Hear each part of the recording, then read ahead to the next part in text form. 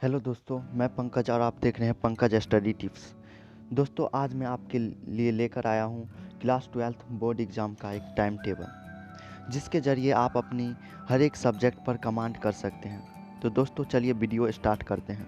दोस्तों, सबसे पहले तो आपको ये पता होना चाहिए कि कौन कौन सब्जेक्ट स्कोरिंग सब्जेक्ट होता है। अगर आप साइंस से हैं तो आपको पता होना चाहिए फिजिक्स, केमिस्ट्री और मैथ या बायोलॉजी, ये हमारे तीनों जो सब्जेक्ट हैं ये जो हैं स्कोरिंग सब्जेक्ट होते हैं।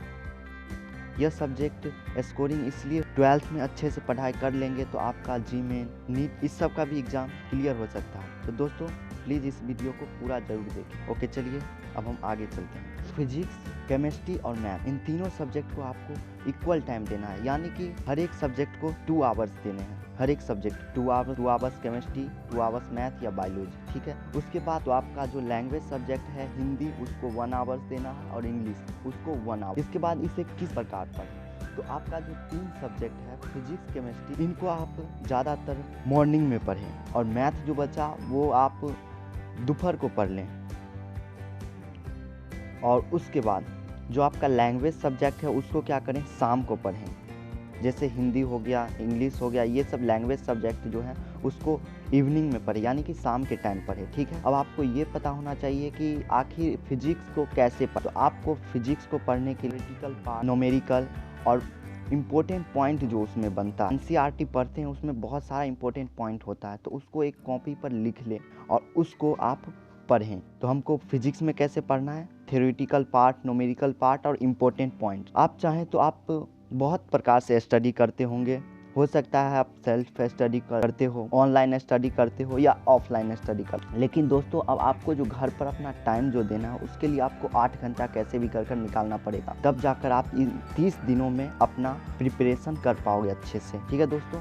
अब देखिए आपको किस प्रकार से पढ़ना है, तो केमिस्ट्री को कैसे पढ़ना है, कैसे इसको डिवाइड करना है। तो दोस्तों इसको 3 पार्ट में इससे भी डिवाइड करना है। पहला पार्ट में होना चाहिए फिजिकल केमिस्ट्री, दूसरा पार्ट में ऑर्गेनिक केमिस्ट्री और तीसरा पार्ट जो है उसमें क्या करना है हमको, इनऑर्गेनिक केमिस्ट्री, ठीक है।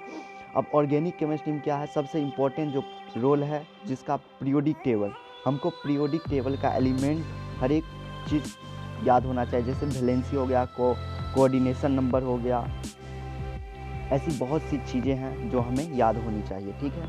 अब हम आगे मैथ की ओर बढ़ते हैं। तो दोस्तों मैथ में है, मैथ को भी हम 3 भागों में बांट देंगे। पहला है question solution, question and concept, और तीसरा है फार्मूला बेसिस चैप्टर। तो दोस्तों मैथ में भी जो बहुत सारे चैप्टर होते हैं वो फार्मूला बेसिस चैप्टर होते हैं, ठीक है। उसके बाद आप अगर क्वेश्चन का प्रैक्टिस किए रहेंगे तो आपको अच्छा रहेगा, तो इसीलिए आपको क्वेश्चन सॉल्यूशन में एग्जाम्पल सॉल्यूशन करना है, एक्सरसाइज सॉल्यूशन करना है, और कभी कभी तो मिसलिनियस का क्वेश्चन भी पूछ देता है। तो दोस्तों अगर आपसे हो सके तो मिसलिनियस का क्वेश्चन भी सॉल्यूशन कर ले। अब इसे किस प्रकार पर, किन किन दिन पढ़े, तो दोस्तों आपको क्या करना है, तो मंडे से लेकर सैटरडे तक इन सारे चीज़ को फॉलो करना है।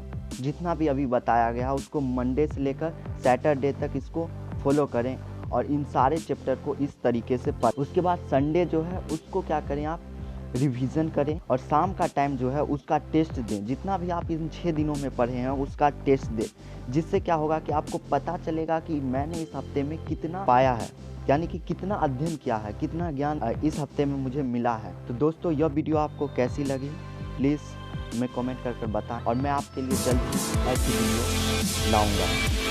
अगर कोई प्रॉब्लम है तो मुझे कमेंट में पूछ सकते हैं, ठीक है दोस्तों। Okay bye.